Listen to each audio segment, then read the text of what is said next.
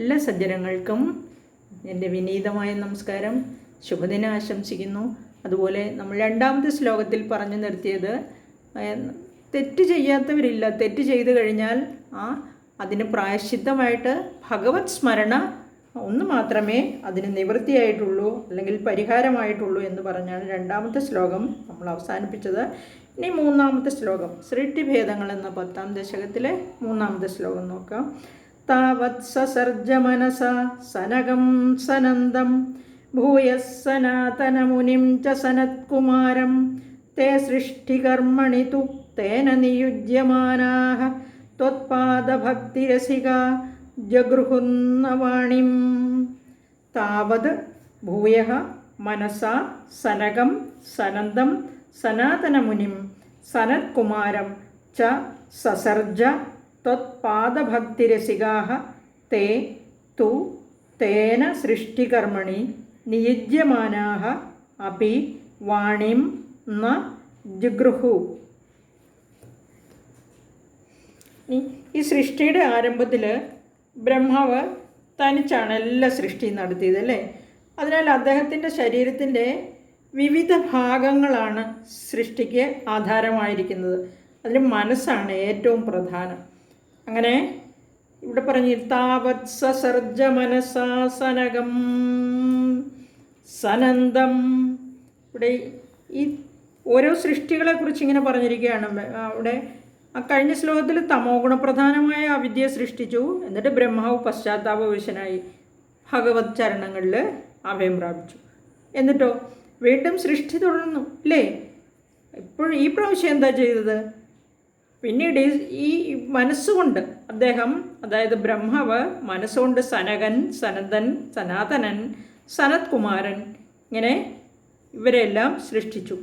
ത്വത്പാദഭക്തിരസികാഃ, അവർ ഇങ്ങനെ സൃഷ്ടിച്ച ഇവർ 4 പേരും അവിടുത്തെ ഭക്തന്മാരായി. അവർ തേ സൃഷ്ടികർമ്മണി തു തേന നിയുജ്യമാനാഃ, ബ്രഹ്മാവിനാൽ സൃഷ്ടിക്ക് വേണ്ടി പ്രേരിപ്പിക്കപ്പെട്ടു. അതായത് ബ്രഹ്മാവ് പറഞ്ഞു അവരോട് സൃഷ്ടി കർമ്മത്തിൽ അസിസ്റ്റ് ചെയ്യാനായിട്ട് പറഞ്ഞു, എന്നെ സഹായിക്കാൻ നിങ്ങളും സൃഷ്ടി ചെയ്യാൻ വേണ്ടിയിട്ട് പറഞ്ഞു. വാണിംന ജഗൃഹുഹു, ബ്രഹ്മാവിൻ്റെ വാക്കിനെ അവർ സ്വീകരിച്ചില്ല. ഈ സനന്ദൻ, സനാതനൻ, സനത്കുമാരൻ, അപ്പോൾ സനന്ദം സനകം ഭൂയഃ സനാതനമുനിം ച സനത്കുമാരൻ, ഈ 4 പേരെ മനസ്സുകൊണ്ട് സൃഷ്ടിച്ചിട്ട് തേ സൃഷ്ടികർമ്മണി തു തേന നിയുജ്യമാനാഃ, ഞാൻ ചെയ്യുന്ന ഈ ബ്രഹ്മാവിനാൽ ചെയ്യുന്ന സൃഷ്ടിക്ക് വേണ്ടിയിട്ട് അവരെ പ്രേരിപ്പിച്ചു, അവരെ ഈ ബ്രഹ്മാവിനെ ഹെൽപ്പ് ചെയ്യാൻ വേണ്ടിയിട്ട്. പക്ഷേ അവരെന്തു പറഞ്ഞു? അവർ മനസ്സുകൊണ്ട് ആദ്യം സൃഷ്ടിക്കപ്പെട്ട അവർ ബ്രഹ്മാവിൻ്റെ പുത്രന്മാരാണ്, മാനസപുത്രന്മാർ. പക്ഷേ അച്ഛൻ പറഞ്ഞ വാക്കിനെ അവർ ആദ്യം, അങ്ങനെ ഈ സനകൻ, സനന്ദൻ, സനാതന മുനി, അതുപോലെ സനത്കുമാരൻ, ഇവർ 4 പേരും ആദ്യം ചെയ്ത കാര്യം എന്താണെന്ന് ചോദിച്ചാൽ ആദ്യം അച്ഛൻ പറഞ്ഞതിനെ അങ്ങ് ധിക്കരിക്കുക ചെയ്തത്. ഞങ്ങൾക്ക് പറ്റത്തില്ല, കാരണം ഇവർ 4 പേരും ജന്മന തന്നെ ഭക്തിരസം അറിയുന്നത്, അതായത് ഭഗവാന്റെ ഭക്തരായിരുന്നു അവർ. അതുപോലെ തന്നെ ബ്രഹ്മചര്യം സ്വീകരിച്ചവർ, അവരുണ്ടായപ്പോഴേ അവർക്ക് നല്ല പക്വതയും പ്രായമുള്ളവരായിട്ടാണ് അവർ ജനിച്ചത്. അതുകൊണ്ട് തന്നെ അവർക്ക് അവർ പറഞ്ഞു പറ്റത്തില്ല. താമസപദാർത്ഥ സൃഷ്ടി, അതായത് തമോ ഗുണപ്രധാനമായ ആ സൃഷ്ടി കഴിഞ്ഞതിൻ്റെ അനന്തരഫലമാണിത് എന്നാണ് പറയുന്നത്. അവർക്ക് ഭക്തി മാത്രമേ അവരുടെ മനസ്സിലുള്ളൂ, അതുകൊണ്ട് അവർക്ക് വേറൊന്നും ചെയ്യാൻ പറ്റത്തില്ല എന്ന് അവർ ആദ്യമേ തന്നെ പറഞ്ഞു അച്ഛനോട്, എനിക്ക് പറ്റില്ല, ഞാനിതിൽ ഇങ്ങനെ ചെയ്യില്ല എന്ന് പറഞ്ഞു. അപ്പോൾ പിന്നീട് എന്താണ് സംഭവിച്ചതെന്ന് നോക്കാം. ബ്രഹ്മാവിൻ്റെ വാക്ക് സ്വീകരിക്കാതിരുന്ന മക്കളോട് അച്ഛൻ എന്ത് ചെയ്തു, അതായത് ബ്രഹ്മാവ് എന്ത് ചെയ്തു എന്ന് നമുക്ക് നോക്കാം.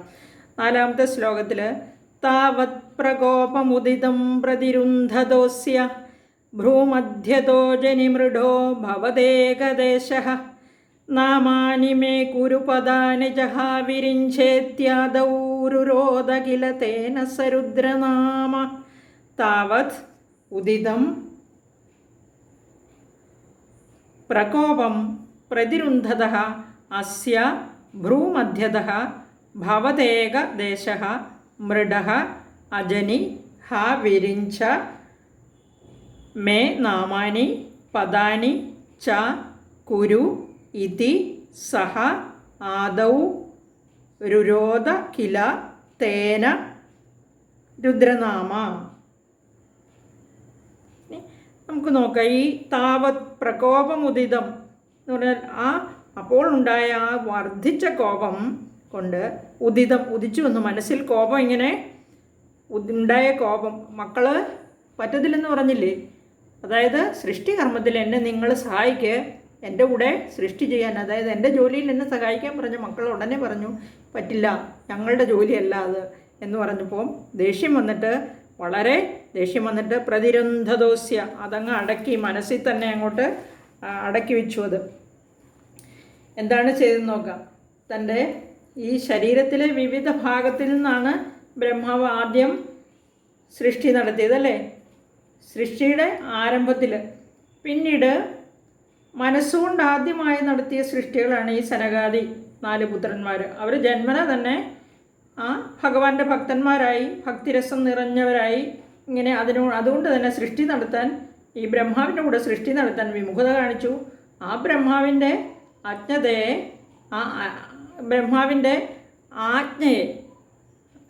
ആജ്ഞയെ നിഷേധിച്ചിട്ട്, ഈ തമോ ഗുണ സൃഷ്ടിയുടെ ഫലമാണ് ഇങ്ങനെ ആജ്ഞയെ നിഷേധിച്ചതെന്നാണ് നമ്മൾ കഴിഞ്ഞ ശ്ലോകത്തിൽ പറഞ്ഞത്. അപ്പോൾ അതുകൊണ്ട് തന്നെ ഈ ബ്രഹ്മാവിന് കോപം വന്നിട്ട് ആ കോപത്തിൻ്റെ അനന്തരഫലം എന്താണെന്നാണ് നമ്മൾ കാണുന്നത്. താവത് ഉദിതം പ്രകോപം, ആജ്ഞ നിരസിച്ചപ്പോഴുണ്ടായ വർദ്ധിച്ച കോപം, ഈ മനസ്സിലൊതുക്കുന്ന ആ ബ്രഹ്മാവ്. പ്രതിരുന്ധദോസ്യ, നമ്മളും എല്ലാവരും അങ്ങനെ തന്നെയല്ലേ? ആരോടെങ്കിലും എന്തെങ്കിലും ഒന്ന് പറഞ്ഞിട്ട് അത് അനുസരിച്ചില്ലെങ്കിൽ നമുക്കും പെട്ടെന്ന് കോപം വരും. അപ്പോൾ പ്രതിരുന്ധത, അതിനെ തടയാൻ ശ്രമിച്ചു, മനസ്സിൽ തന്നെ ഒതുക്കാൻ ശ്രമിച്ചു. എന്നിട്ടോ ഭ്രൂമധ്യതോജനി, പുരികക്കൊടികളുടെ മധ്യത്തിൽ നിന്ന് പുറത്തു വന്നു. ആരാ പുറത്തു വന്നത്? ജനിച്ചു. ഭ്രൂമധ്യതോ, പുരികക്കൊടികളാണ്. ആ പുരികക്കൊടികളുടെ മധ്യത്തിൽ നിന്ന് പുറത്തു വന്നു, ജനിച്ചു. ആരാണ്? മൃഡൻ. ഭവദേകദേശ, അതും ഭവദേഹദേശ, ഭവത് അംശമാണ്, ഭഗവാന്റെ ഒരു അംശം തന്നെയാണ് ഈ മൃഡൻ. ആ മൃഡൻ ജനിച്ചു, ജനിച്ചു. നാമാനി മേ ഗുരു. എന്നിട്ട് മൃഡൻ ജനിച്ച ഉടനെ എന്ത് പറഞ്ഞു? നാമാനി, എനിക്ക് നാമങ്ങളെ തരൂ എന്ന് പറഞ്ഞു. മേ നാമാനി, എനിക്ക് നാമങ്ങളെ തരൂ, എനിക്ക് പേര് തരണം, എനിക്ക് പേരിടണം എന്ന് പറഞ്ഞു. നമ്മളും അങ്ങനെയല്ലേ, കുഞ്ഞുങ്ങളെ ജനിച്ചാൽ അവർക്ക് പേര് കൊടുക്കണ്ടേ? അതുപോലെ ഇവിടെ ആ മൃഡന് പേര് കൊടുക്കാൻ പറഞ്ഞു. പദാനിജ, അതുപോലെ തന്നെ പദങ്ങളെയും, ഞാൻ ഏത് സ്ഥാനത്ത് എന്തൊക്കെയാണ് ചെയ്യേണ്ടത്, എവിടെയാണ് ഇരിക്കേണ്ടതെന്ന് എനിക്ക് സ്ഥാനങ്ങളെയും തരുമെന്ന് പറഞ്ഞു. പദാനിജ, ഞാൻ എവിടെയാണ് ഇരിക്കേണ്ടത്? വിരിഞ്ച, ഹേ സൃഷ്ടികർത്താവെ, വിളിച്ചിട്ടാണ് പറഞ്ഞത്, ആ ബഹുമാനമൊന്നും കാണിച്ചില്ല, വിരിഞ്ച എന്ന് തന്നെ വിളിച്ചു. സൃഷ്ടികർത്താവെ, മേ പദാനിച, എനിക്ക് പദാനി, മേ ഗുരു നാമാനി, എനിക്ക് നാമങ്ങളെ തരൂ, എനിക്ക് അതായത് ഈ നാമകർമ്മം നടത്തൂ, എനിക്ക് എൻ്റെ സ്ഥാനങ്ങളെയും തരൂ. കിലതേന സരുദ്രനാമ, രുഹു എന്നാൽ ദുഃഖം എന്നാണ്. രോദയതി ഇതി രുദ്രഹ എന്ന് പറഞ്ഞാൽ ദുഃഖിപ്പിക്കുന്നവൻ. അതായത് ഇവിടെ രുദ്രനാമ, രുദ്രൻ എന്ന നാമമാണ് കൊടുത്തത്. ആ രുദ്രൻ എന്ന് പറഞ്ഞാൽ ദുഃഖിപ്പിക്കുന്നവനാവാം. അപ്പോൾ രോദയതി ഇതി രുദ്രഹ. ഇപ്പോൾ ഈ രുദ്രൻ സംഹാരകർമ്മം നടത്തുന്നതാണല്ലോ. അപ്പോൾ ആ സംഹാരകർമ്മം നടത്തുമ്പോൾ നമുക്കറിയാം കുറച്ച് ദുഃഖമൊക്കെ ഉണ്ടാവും എല്ലാവർക്കും ഇല്ലേ? അങ്ങനെ ദുഃഖിപ്പിക്കുന്നവനെ രുദ്രൻ എന്ന് പറയും. രോദയതി ഇതി രുദ്രഹ എന്നും പറയും. അതല്ല, രാവയതി, ഇല്ലാതെയാക്കുന്നവൻ എന്നും അർത്ഥമുണ്ട്. ഏത് വേണമെങ്കിലും എടുക്കാം ഇവിടെ. അതായത് ഇരുഹു, ദുഃഖത്തെ ഇല്ലാതെയാക്കുന്നവൻ.